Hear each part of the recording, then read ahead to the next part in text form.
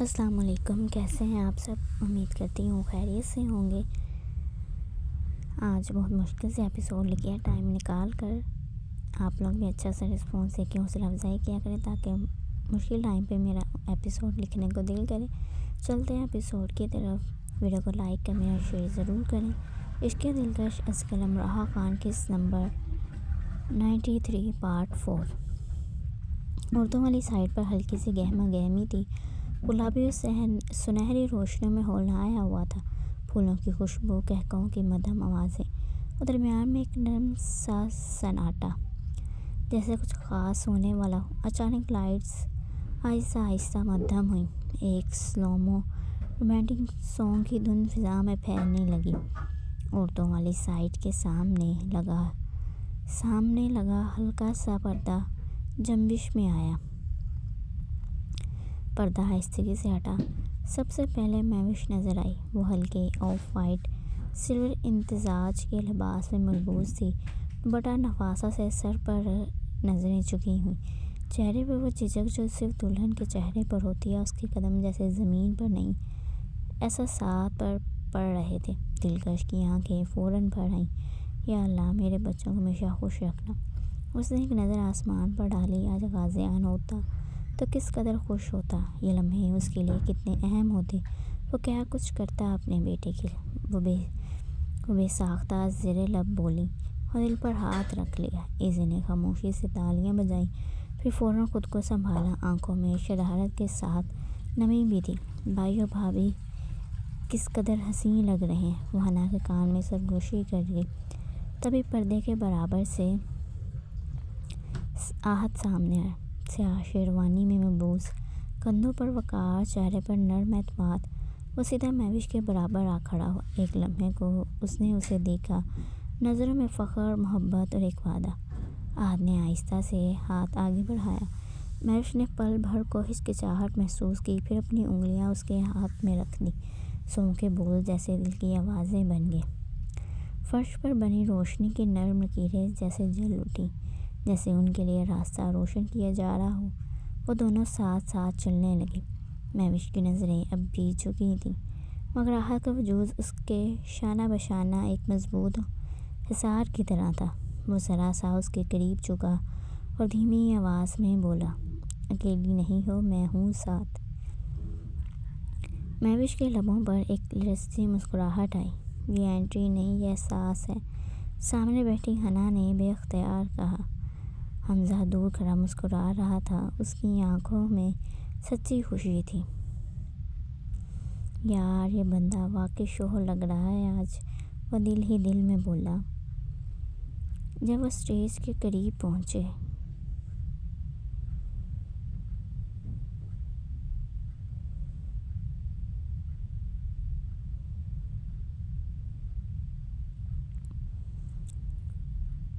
مہوش ایک لمحے کو رکی۔ آہت آگے بڑھا، پھر اس کے سامنے کھڑے ہو کر خود راستہ بنایا، جسے دنیا کو بتا رہا ہو کہ یہ عورت اس کے سائے میں ہے، اس کے احترام میں ہے۔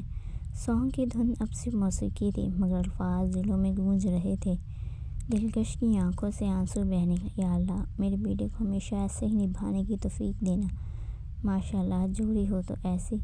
ایزل نے کھڑے ہو کر زور سے کہا۔ تالیاں بج اٹھیں، دعائیں فضا میں کھل گئیں اور اسی لمحے ولیمہ صرف ایک رسم نہیں رہا، وہ دو دلوں، دو خاندانوں، ان گنت احساسات کا جشن بن چکا تھا۔ ولیمے کا ہال روشنیوں سے جگمگا رہا تھا۔ سفید اور گولڈ کے امتزاج میں سجا اسٹیج، پھولوں کی مہک، مہمانوں کی سرگوشیاں، سب کچھ مکمل تھا۔ بس ایک کمی تھی جو صرف دلکش محسوس کر پا رہی تھی۔ آہت اور مہوش اپنی نشستوں پر تھے۔ مہوش کے چہرے پر شرم اور خوشی کا نرم سا امتزاج تھا، جبکہ آہت کے انداز میں وہی ٹھہراؤ تھا جو وعدہ نبھانے والوں کے چہرے پر آتا ہے۔ تبھی حمزہ مائیک ہاتھ میں لیے آگے بڑھا، چہرے پر غیر معمولی سنجیدگی، جیسے واقعی بہت بڑی رسم ہونے والی ہو۔ خواتین و حضرات، اس کی آواز ہال میں گونجی، براہ کرم توجہ فرمائیں۔ سب چونک گئے۔ یہ اب کیا گل کھلانے والا ہے؟ ایزل نے فوراً آہت کے کان میں سرگوشی کی۔ حمزہ نے گلا صاف کیا۔ یہ بات کم لوگ جانتے ہیں کہ ہمارے یہاں ایک رسم ہوتی ہے، بہت پرانی مگر بہت ضروری۔ دلکش نے ملالہ نے بھویں سکیڑی۔ مجھے تو آج تک پتہ نہیں تھا۔ حمزہ نے فوراً بات آگے بڑھائی۔ اسے کہتے ہیں شوہر کا فوری محبت ٹیسٹ۔ پورے ہال میں ہنسی کی لہر دوڑی۔ احد نے مسکراتے ہوئے سر جھکایا۔ اب یہ بھی ہونا تھا؟ حمزہ نے انگلی اٹھائی۔ خبردار، بغیر مسکرائے جواب دینا ہوگا۔ پھر احد کی طرف رخ کیا۔ سوال نمبر 1، اگر مہوش آپ سے ناراض ہو جائیں اور وجہ بھی نہ بتائیں تو آپ کیا کریں گے؟ احد نے ایک لمحے سوچا، پھر سکون سے بولا، سب سے پہلے اپنی غلطی ڈھونڈوں گا، اور اگر نہ ملی تو بھی معافی مانگ لوں گا، کیونکہ بیوی کبھی غلط نہیں ہوتی۔ وہ بولا تو مہوش نے اسے مصنوعی آنکھیں دکھائیں، جس پر احد ایک آنکھ ونک کرتا اسے سٹپٹانے پر مجبور کر گیا۔ تالیاں۔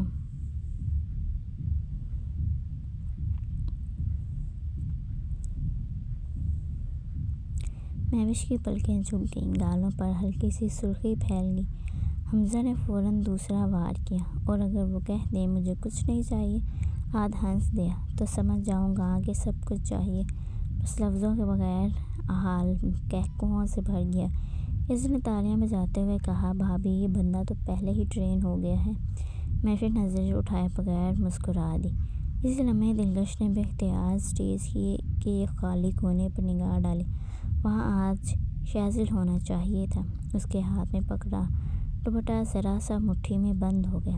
چہرے پر مسکراہٹ برقرار تھی، مگر آنکھوں میں ایک لمحے کو نمی تیر گئی۔ یہ سب دیکھ کر وہ کتنا خوش ہوتا۔ یہ جملہ اس کے دل میں ابھرا، لبوں تک نہ آیا۔ حمزہ نے اچانک رخ بدلا، احد کے کندھے پر ہاتھ رکھتے ہوئے بولا۔ اس بار آواز میں شرارت کم اور خلوص زیادہ تھا۔ میں صرف اس کا دوست نہیں ہوں، میں وہ ہوں جس نے اس بندے کی ضد، خاموشی اور وہ دن بھی دیکھے ہیں جب یہ ہار ماننے کے قریب تھا مگر مانا نہیں۔ پھر وہ مہوش کی طرف متوجہ ہوا، اور آج میں یہاں سب کے سامنے یہ کہتا ہوں، اگر کبھی احد آپ کو ہنسنے کی وجہ نہ دے، اگر کبھی اس کی خاموشی آپ کو چبھنے لگے، تو شکایت سیدھی حمزہ انکل کے پاس آئے گی۔ ایزر فوراً بولی۔ حمزہ ہنسا، بالکل، اور سزا بھی میں ہی دوں گا۔ احد نے بھویں اٹھائیں، کس قسم کی سزا؟ چوپر میں بٹھا کر ایمیزون جنگل پھینک آؤں گا، اور واپسی کا راستہ خود ڈھونڈنا پڑے گا۔ حمزہ نے فوراً جواب دیا۔ حال ایک بار پھر قہقہوں سے گونج اٹھا۔ دلکش نے ہنستے ہوئے دعا کے لیے ہاتھ اٹھائے، مگر آنکھوں کے کنارے وہی خاموش سوال تھا، شیزل تم کہاں ہو؟ اس نے نظریں جھکا لیں۔ دل کو خود ہی سمجھایا، خوشی کے دن ہے آج، سوال نہیں، صرف شک۔ اسٹیج پر احد نے مہوش کی طرف دیکھا، اور مہوش نے مسکراتے ہوئے ہلکا سا سر جھکا دیا۔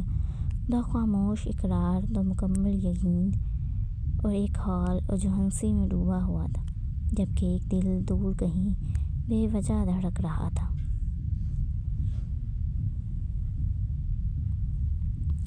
ولیمے کے ہال میں قہقہے بھی گونج رہے تھے، مگر دلکش کے لیے وہ آوازیں جیسے آہستہ آہستہ مدھم پڑتی جا رہی تھیں۔ اس نے بے اختیار اپنے پرس کی طرف ہاتھ بڑھایا، وہی پرس جس میں کچھ دیر پہلے اس نے موبائل رکھ دیا تھا جب لگاتار کال کرنے کے باوجود شیزل نے فون نہیں اٹھایا تھا۔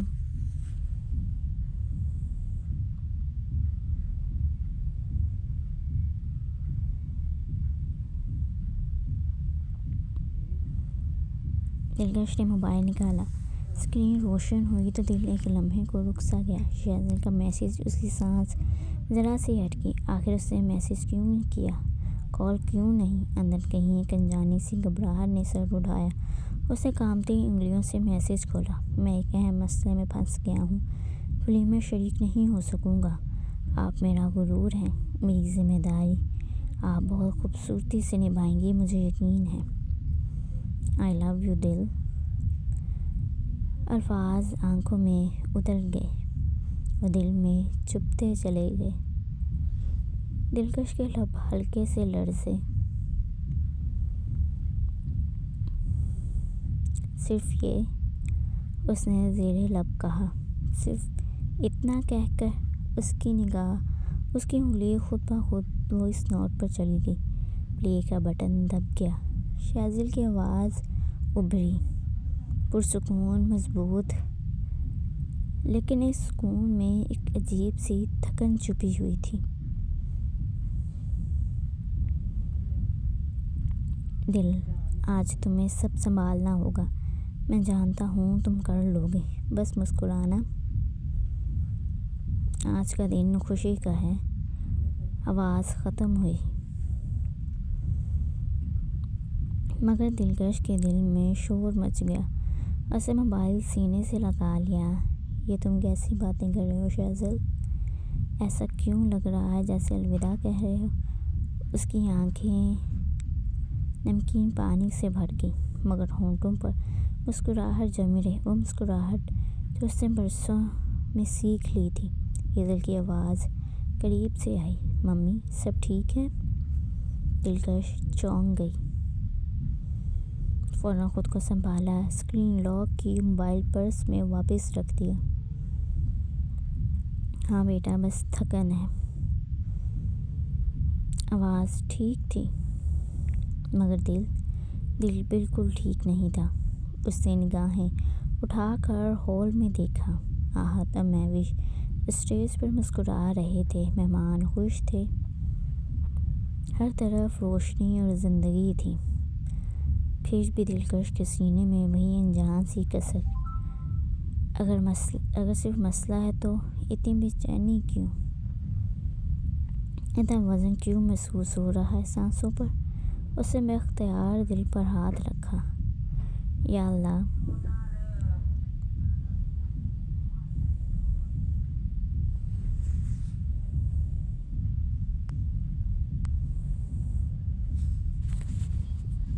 میرے شوہر کو اپنے امان میں رکھنا۔ میرا دل آج مان نہیں رہا۔ دل کبھی یوں بے وجہ نہیں گھبراتا۔ اس کی آنکھوں سے ایک آنسو نکلنے کو تھا، مگر اس نے پلکیں سختی سے بھیج لی۔ نہیں دلکش، آج کمزور نہیں ہونا۔ آج خوشی کا دن ہے۔ مگر دل پھر بھی مطمئن نہیں ہوا۔ کہیں دور، بہت دور کوئی سانحہ سر اٹھا چکا تھا، اور ایک بیوی کا دل اسے لفظوں کے بغیر محسوس کر رہا تھا۔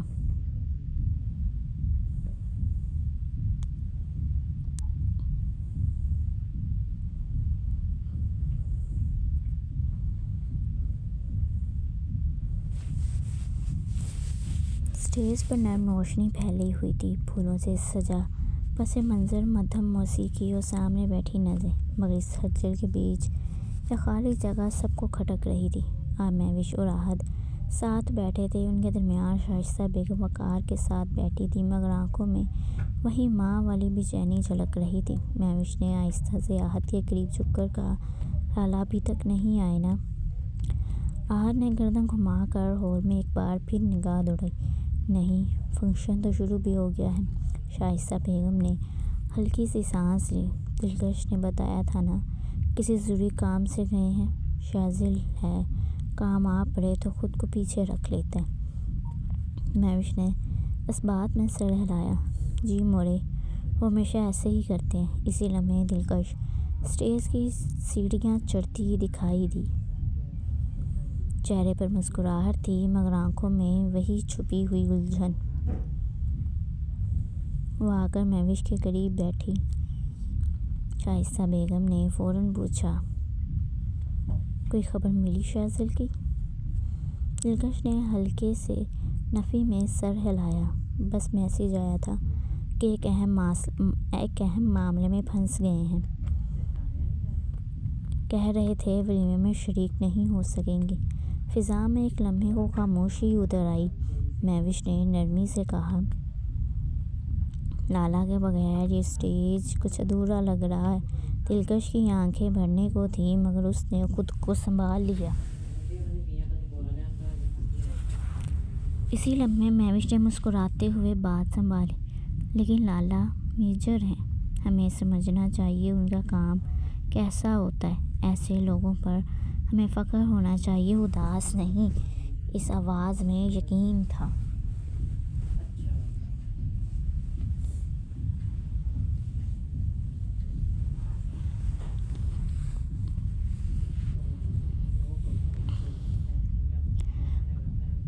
شائستہ بیگم کے چہرے پر ہلکی سی مسکراہٹ آ گئی۔ سچ کہہ رہی ہو بیٹا، شہزل ہمیشہ سے فرض کو سب پر مقدم رکھتا ہے، آہت نے آہستہ سے کہا۔ تم ٹھیک بول رہی ہو مہوش، پھر رک کر مسکرا دیا۔ مگر سچ یہ ہے کہ میں شہزل بھائی کو بہت مس کر رہا ہوں۔ دلکش نے چونک کر اس کی طرف دیکھا۔ مگر سچ یہ ہے کہ میں شہزل بھائی کو بہت مس کر رہا ہوں۔ دلکش نے چونک کر اس کی طرف دیکھا۔ آہت نے شرارت آمیز انداز میں بات آگے بڑھائی۔ ویسے تم نے بتایا تھا نا مہوش کہ آج ان کا برتھ ڈے ہے؟ مہوش نے اس بات میں سر ہلایا۔ جی آج 17 جنوری ہے۔ آہت نے ہلکی ہنسی کے ساتھ کہا۔ میں ان کے لیے گفٹ بھی لایا تھا، اب لگتا ہے تحفہ کل دینا پڑے گا۔ آخری جملہ اس نے شوخی سے کہا، جس پر مہوش مسکرا دی۔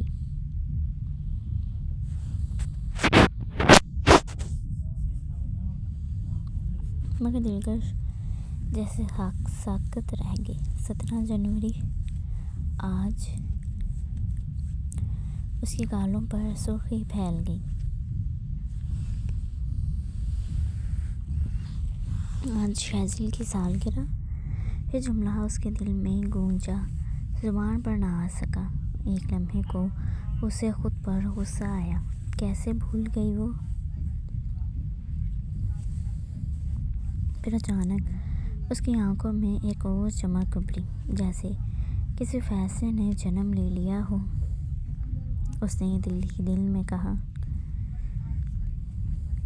نہیں شہزل، تمہاری سالگرہ یوں نہیں گزرنے دوں گی۔ جو کرنا ہے اب کرنا ہوگا۔ اسے مسکراتے ہوئے سب کی طرف دیکھا، جیسے کچھ بھی غیر معمولی نہ ہو اس کے لیے۔ مگر دل میں ایک منصوبہ بن چکا تھا اور وہ جانتی تھی یہ سالگرہ اب بالکل بھی خاموش نہیں گزرے گی۔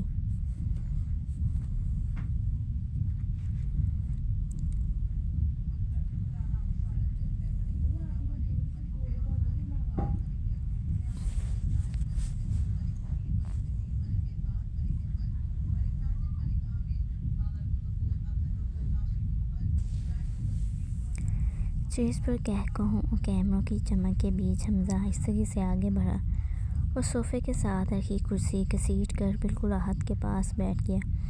آہت نے چونک کر اسے دیکھا۔ حمزہ کی آنکھوں میں وہی پرانی شرارت ناچ رہی تھی۔ حمزہ نے ہلکی سی مسکراہٹ کے ساتھ آہت کے کندھے پر ہاتھ رکھا۔ مبارک ہو جناب، آج تو دلہا سلامت کچھ زیادہ ہی پرسکون لگ رہے ہیں۔ آہت نے مسکرا کر آہستہ سے جواب دیا، شکریہ، ولیمے کا اثر ہے شاید۔ حمزہ ہلکا سا جھکا، آواز اتنی مدھم کر لی کہ صرف آہت تک پہنچے۔ ولیمہ؟ وہ ذرا جھکا، پھر معنی خیز انداز میں بولا، یا پھر رات بھر جاگنے کا؟ آہت نے فوراً نظریں چرائیں۔ حمزہ تم بھی نا؟ حمزہ نے ہنسی دباتے ہوئے بات کاٹی، ارے بھائی، میں تو بس اندازہ لگا رہا ہوں۔ ویسے تمہاری آنکھوں کی چمک بتا رہی ہے کہ نیت نے کل تم سے خاصی دشمنی رکھی تھی۔ آہت نے ہونٹ بھینچ لیے، تم بہت بولتے ہو حمزہ۔ حمزہ نے اب ذرا اور قریب آ کر سرگوشی کی، سچ بتاؤں، کچھ لوگ شادی کے بعد تھک جاتے ہیں اور کچھ ایسے نکھرتے ہیں جیسے پوری کائنات ان کی گواہ ہو۔ تم دوسرے والے لگ رہے ہو۔ آہت کے کان سرخ ہو گئے۔ بس کرو حمزہ، اس نے دانت پیستے ہوئے کہا۔ مہوش سن لے گی؟ حمزہ نے بے نیازی سے گردن گھما کر دیکھا۔ مہوش ایزل کے ساتھ ہنس ہنس کر باتوں میں مگن تھی۔ وہ دوبارہ آہت کی طرف مڑا۔ نہیں سنیں گی، کچھ باتیں صرف شوہروں کے لیے ہوتی ہیں۔ پھر آنکھ دبا کر بولا، ویسے دعوت کے بعد تم سیدھے کمرے میں گئے تھے یا پہلے چاندنی سے باتیں کیں؟ آہت نے گہری سانس لی۔ تم واقعی بہت خطرناک دوست ہو۔ حمزہ ہنس پڑا۔ دوستی کا حق ادا کر رہا ہوں، ورنہ کل کو کہو گے کہ کسی نے دلہا کو گائیڈ ہی نہیں کیا۔ آہت نے بمشکل مسکراہٹ روکی۔ میں بالکل ٹھیک تھا۔ حمزہ نے معنی خیز نگاہ ڈالی۔ ہاں؟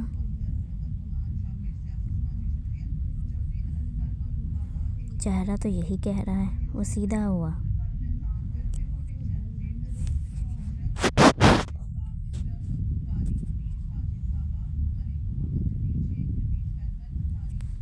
آہت کے کندھے پر ایک دوستانہ تھپکی دی۔ خوش رہو یار، کچھ رشتے اللہ خاص لوگوں کو ہی دیتا ہے، اور لگتا ہے تم ان خوش نصیبوں میں سے ہو۔ آہت نے اس کی طرف دیکھا، آنکھوں میں شکر اور ہونٹوں پر وہ مسکراہٹ جو صرف دل مطمئن ہونے پر آتی ہے۔ پیچھے مہوش کی ہنسی گونجی اور حمزہ جانتا تھا اس کی شرارت اپنا کام کر چکی ہے۔ حمزہ ابھی پورے مہوش سے آہت کی ٹانگ کھینچ رہا تھا کہ اچانک جہانگیر درانی اسٹیج کی سیڑھیاں چڑھتے دکھائی دیے۔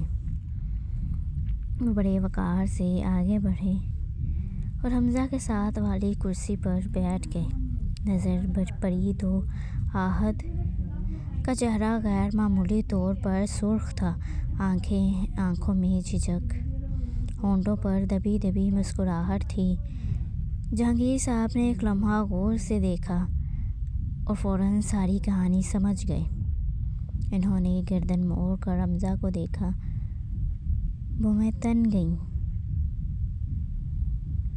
حمزہ، آواز میں باپ والا رعب صاف جھلک رہا تھا، تمہیں ذرا بھی شرم نہیں آتی اپنے دوست کو اس طرح تنگ کرتے ہوئے؟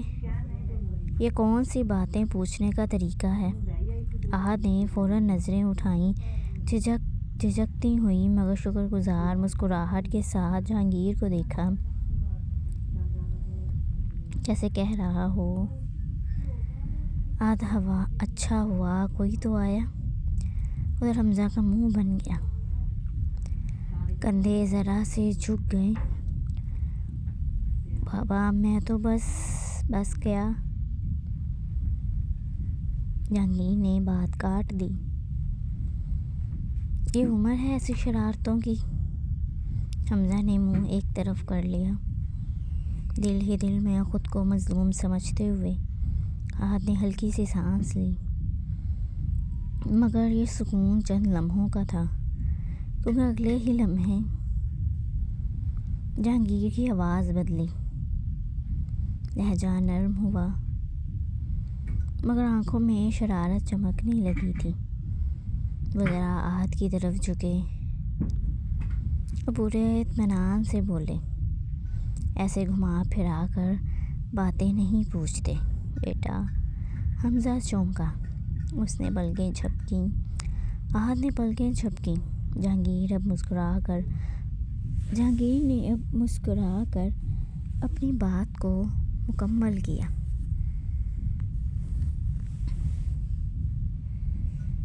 سیدھا پوچھتے ہیں، سہاگ رات کیسی گزری؟ مشکل تو نہیں ہوئی؟ آہت کا منہ کھلا کا کھلا رہ گیا، چہرہ جو پہلے سرخ تھا اب گویا انگارے کی طرح دمکنے لگا تھا۔ انکل، وہ بس اتنا ہی کہہ سکا،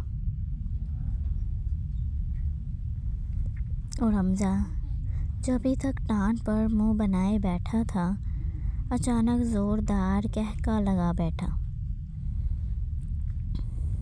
اوہو بابا، یہ تو آپ نے سیدھا حملہ کر دیا۔ جہانگیر نے ایک معنی خیز نظر حمزہ پر ڈالی۔ کیوں؟ اب ہنس رہے ہو، کیوں اب ہنسی آ رہی ہے؟ ابھی تو تم بڑے شریفی کا لبادہ اوڑھے بیٹھے تھے۔ پھر وہ دوبارہ احد کی طرف متوجہ ہوئے۔ گھبراؤ مت، یہ سب باتیں نئی نئی شادی میں رسم سمجھ کر برداشت کرنی ہی پڑتی ہیں ہر ایک کو۔ احد نے نظریں جھکا لیں، مسکراہٹ دبانے کی ناکام کوشش کے ساتھ۔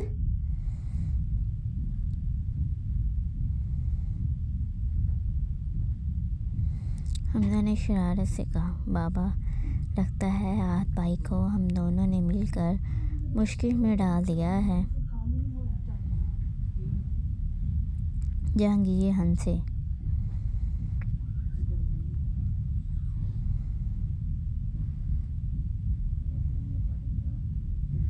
پھر حمزہ کے کندھے پر ہاتھ رکھ کر بولے، اور تم سمجھتے ہو تم بچ جاؤ گے؟ حمزہ فوراً سیدھا ہو گیا۔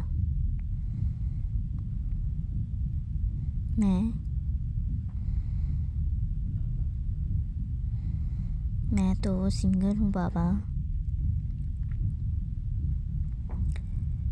ہاں مگر آدھے سنگل، بغیر رخصتی والے۔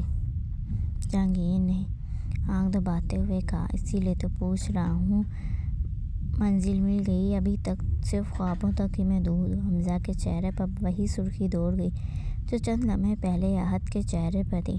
بابا آپ بھی نہ۔ احد اب سنبھل چکا تھا۔ کیسا لگ رہا ہے ٹانگ کھنچوانے کا ذائقہ؟ احد نے دانت پیستے ہوئے کہا۔ اسٹیج پر